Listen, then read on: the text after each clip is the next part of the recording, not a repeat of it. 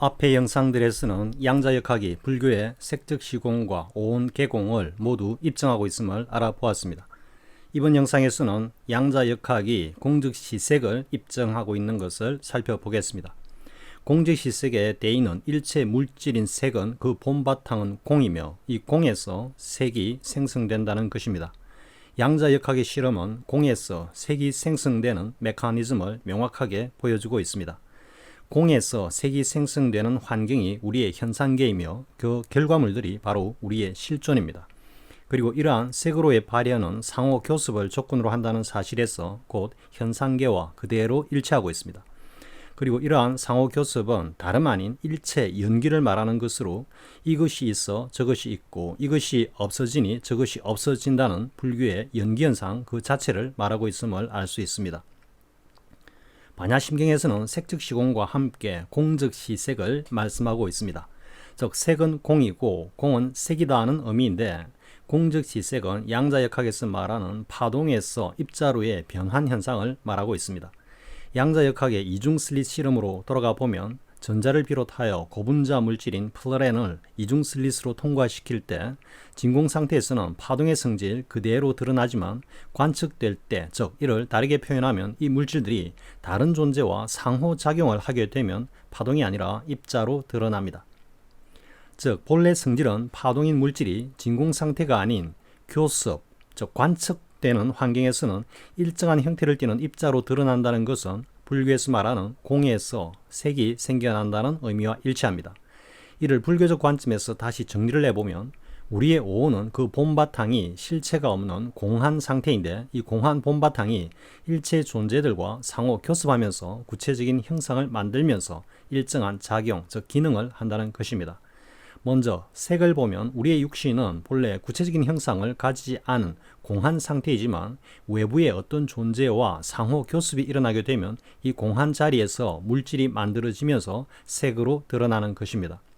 즉 양자역학의 실험 환경에서는 진공 상태가 아닌 관측되는 환경에서는 파동이 입자로 드러나는 것과 같은 현상인 것입니다. 여기서 관측이란 앞서도 말했지만 단순히 누군가에게 시각적으로 노출되는 것에 그치는 것이 아니라 일체의 상호작용을 말하는 것입니다. 실존 주체로서 이 세상에 나왔다는 사실은 바로 일체의 존재들이 상호작용하는 환경 속에 처하게 된 것으로 양자역학에서 상호작용이 있는 실험 환경과 같은 맥락인 것입니다. 여기서 색즉시공과 공즉시색의 불교적 대의에 대해서 다시 한번 이야기해 보겠습니다. 색즉시공은 일체의 색과 오온은 공하다는 것으로 색이 공함을 아는 것은 자성의 본체가 공하다는 것을 깨닫는 것입니다. 이것은 제8아리아식까지 완전히 소멸된 자성을 요달하는 것으로 이른바 자성의 체를 체득한 것을 말합니다.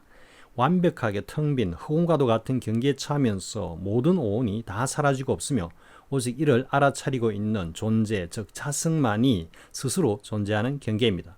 그리고 자성과 오온이 모두 공하다는 것은 양자역학의 실험에서 실험 환경이 완벽한 진공 상태라는 것과 실험의 대상인 전자 등의 물질이 입자가 아닌 파동으로 드러나는 것과 각각 일치하는 것입니다. 공즉시색은 이렇게 완벽하게 텅 빈 공에서 색이 발현하는 것으로 이것은 자성 그 자체인 공에서 일체의 현상이 생성되는 것을 말하고 있습니다. 이것은 이른바 자성의 작용을 말하는 것으로 공즉시색은 자성의 작용을 요달한 경지를 말합니다. 불가에서는 특히 성가에서는 자성의 체를 정득한 것에 그치지 않고 자성의 작용까지 체득한 경지를 비로소 견성이라고 합니다. 대성기신론에서 말하는 체, 상, 용 또는 체, 조, 용이 모두 구비되어야 비로소 진정한 견성이라는 것입니다.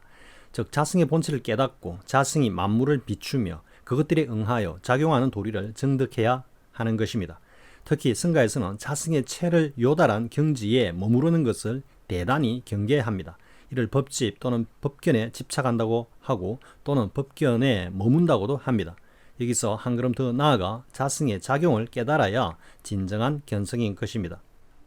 공즉시색에서 말하는 자성의 작용은 견성에는 모든 바라밀이 구족되어 있다는 성가의 말씀처럼 일체의 대상을 맞아 자성이 행하는 작용에는 불성이 저절로 현현한다는 의미를 담고 있습니다. 이 경지가 곧 금강경에서 말하는 응무소주 이생기심의 경지로서 무릇 머무는 바 없이 마음이 일어난다는 뜻으로 육조해는께서 말씀하고 계시는 무념으로 일체 행을 행하고 또 그 행에는 모든 바라밀이 저절로 따라서 드러난다는 의미입니다. 이 경지를 달리 말하면 자성이 오온을 이끄는 경지로 일체 행이 불법 도리로 그대로 드러나는 경지입니다. 이는 또 임재선사가 말한 수처작추 입처계진의 경지입니다. 자성의 작용으로 자성이 오온을 이끌면서 행하는 일체 행은 어디에 임했으나 주인이 되고 어떤 행을 하든 그것이 곧 참된 불법을 드러내는 것이라는 의미입니다. 이러한 공적실색의 도리는 양자역학의 실험에서는 본래 파동인 물질이 어떤 외부 요소와의 상호작용에 노출될 때는 파동이 아닌 입자로, 즉 실물로 드러나는 것과 같은 것입니다.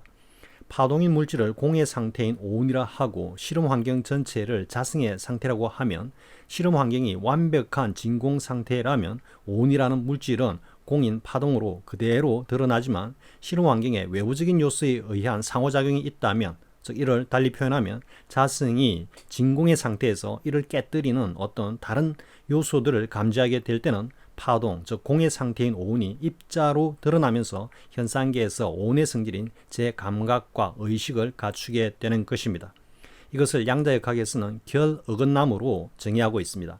즉 파동의 성질 또는 상태를 교란시키는 일정한 물질의 존재와 작용으로 인해 파동이 입자로 변환하는 현상입니다.